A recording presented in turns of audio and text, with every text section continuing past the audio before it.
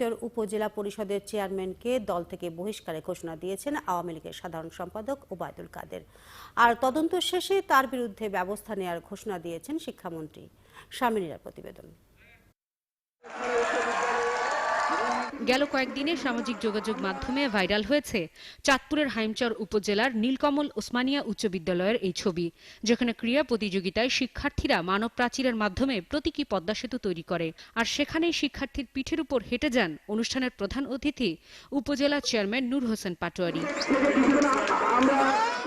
শুক্রবার মুন্সিগঞ্জে এক অনুষ্ঠানে সড়ক পরিবহন ও সেতুমন্ত্রী হুঁশিয়ারি দিলেন, অভিযুক্ত ব্যক্তি যে দলেরই হোক তার বিরুদ্ধে নেওয়া হবে ব্যবস্থা।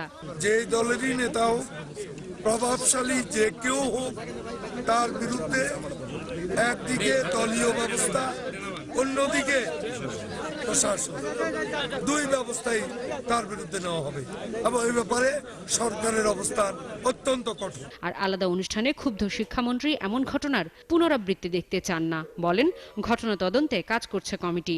আমরা তদন্ত করতে পাঠাইছি, শুনে তার মানেটা কি, আমরা যে গ্রহণ করিনি তার কি কারণ, কেমনে হইলো না হইলো ইত্যাদি ক্ষেত্রে। কিন্তু আমরা যে তদন্ত পাঠাইছি, কি করব, আমরা কি করা উচিত সেটা আমরা তখন নির্ধারণ করব, আর না জানিয়ে নির্ধারণ করার কারণে নিশ্চয়ই আমরা এটাকে আমরা সমর্থন করি নাই, আমরা এটাকে মনে করি অন্যায় হয়েছে, সেই কারণে আমরা তদন্ত করতে পাঠাইছি, পাঠাবো কেন। অনুষ্ঠানে সবার জন্য শিক্ষা নিশ্চিত করতে জনবহুল 9টি দেশ নিয়ে গঠিত E9 ফোরামের মন্ত্রী পর্যায়ের সম্মেলন আগামী 5 থেকে 7 ফেব্রুয়ারি ঢাকায় অনুষ্ঠিত হবে বলে জানান শিক্ষামন্ত্রী। ওই দিক থেকেও বেশি যে আমাদের SDG 4 বাস্তবায়নের লক্ষ্য এগিয়ে নিয়ে যাওয়া, আর দিক থেকে হচ্ছে যে ইউনেস্কো সর্বোচ্চ গুরুত্ব দিয়েই ডিজি নিজেই আজকে এই সম্মেলনে উপস্থিত থাকছেন। শারমিন নীরা, 71, ঢাকা। চাঁদপুরে শিশু শিক্ষার্থীদের তৈরি মানব সেতুর বিষয়ে আরও কথা বলতে আমাদের সাথে ময়মনসিংহ নিউজ সেন্টার থেকে যুক্ত হচ্ছেন ময়মনসিংহ প্রিমিয়ার আইডিয়াল হাই স্কুলের প্রধান শিক্ষক চাঁদ মিয়া। আপনাকে স্বাগত 71-এর দেশযোগে। আপনি এই বিষয়টি সম্পর্কে নিশ্চয়ই জেনেছেন। তো শিশু শিক্ষার্থীদের দিয়ে এভাবে মানব সেতু তৈরির বিষয়টি একজন শিক্ষক হিসেবে আপনি আসলে কিভাবে দেখছেন? আসলে শিক্ষক হিসাবে, যে শিক্ষক হইল শিক্ষার কারিগর, এই হিসাবে শিক্ষার্থীদের মাঝে দিয়া এমন কোনো কাজ করাইতে নাই যে কাজের মাধ্যমে সমালোচনা আমাদের করতে হয়, মানুষ আমাদেরকে অবজ্ঞা করে। তো শিক্ষক হিসাবে উচিত হইল যে সকল কাজ করা মানুষ প্রশংসা করে আমাদেরকে, এই শিক্ষক হিসাবে আমাদের এই কাজগুলি করা উচিত।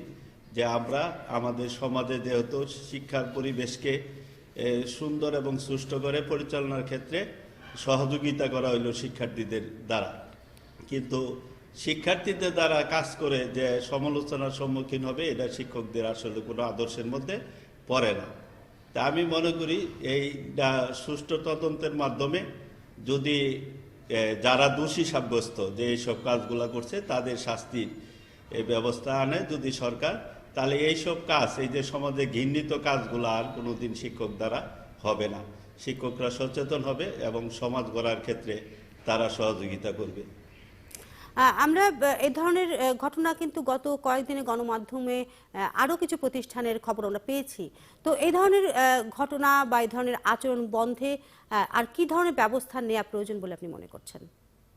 আমি মনে করি সরকার এই ব্যাপারে সকল প্রতিষ্ঠানে সতর্কমূলক একটা চিঠি দেওয়া দরকার, যে এইরকম যদি কোনো কিছু করে তাহলে বিভাগীয় ব্যবস্থার মাধ্যমে তাদের বিরুদ্ধে শাস্তিমূলক ব্যবস্থা গ্রহণ করা যেতে পারে। তাহলে একমাত্র এই পথ থেকে উত্তরণ পাওয়া সম্ভব হবে। আর নালে এই ঘটনাগুলি আসলে চলতেই থাকবে, কারণ সমাজে এমন কিছু ব্যক্তি আছে যারা এই সমাজকে সবসময় প্রশ্নবিদ্ধ করে।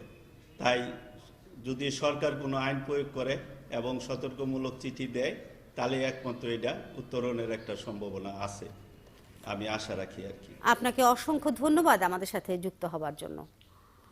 দর্শক, ময়মনসিংহ নিউজ সেন্টার থেকে আমাদের সাথে যোগ দিয়েছিলেন ময়মনসিংহ প্রিমিয়ার আইডিয়াল হাই স্কুলের প্রধান শিক্ষক চাঁদ মিয়া।